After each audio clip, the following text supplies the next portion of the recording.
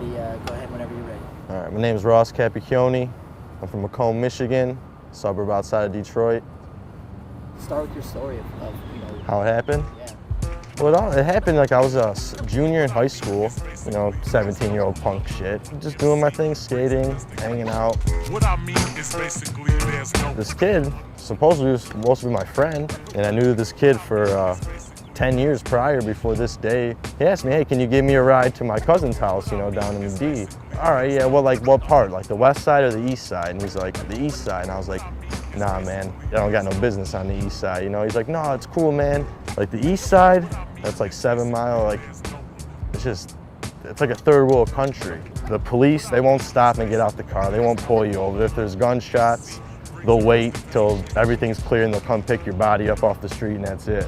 He's like, please, man, please. I'm like, no. So like a week goes by, I'm still telling him no, because I had a feeling like, don't go down there. Kept asking me, I'll give you $30 for gas, all this shit.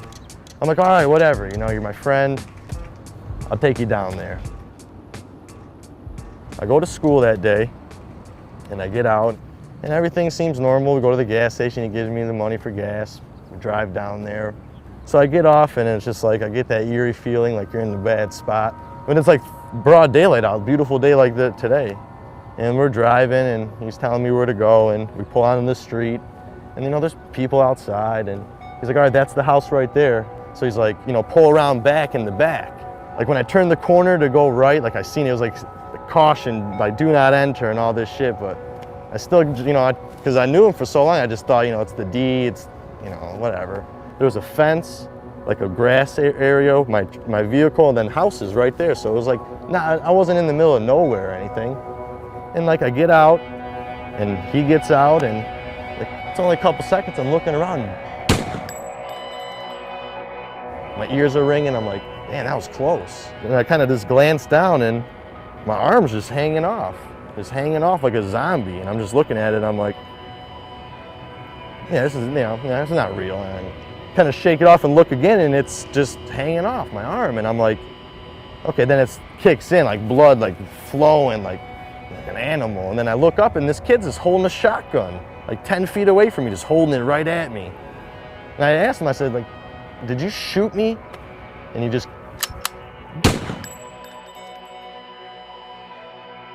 blew a hole in my chest like this big. So after that, I just dropped to my knees. I lost all my air, I couldn't see. I remember like being on my on my hands and knees, and I felt the barrel of the gun on my head. I felt this barrel just shaking still on my head, and so I smacked it away. But it was a shotgun, so it sprayed. So it still like hit me in the head really good, but it didn't blow my head off like a watermelon just to pieces. So after that, I got a little sight and I was like, okay, I'm still moving. Like, I don't know what's going on with my head, but I know I'm alive. And I remember I looked up and he was just staring at me, and he took the butt of the gun and like smashed me in the face with it. Knocks my teeth out. Like I fall back, but I could still see at this point, and I don't understand like how I can see because I have so much damage to like my lung and heart. I felt like these hands like in my pocket digging for my car keys. When he's trying to grab my keys, like I ended up on my stomach.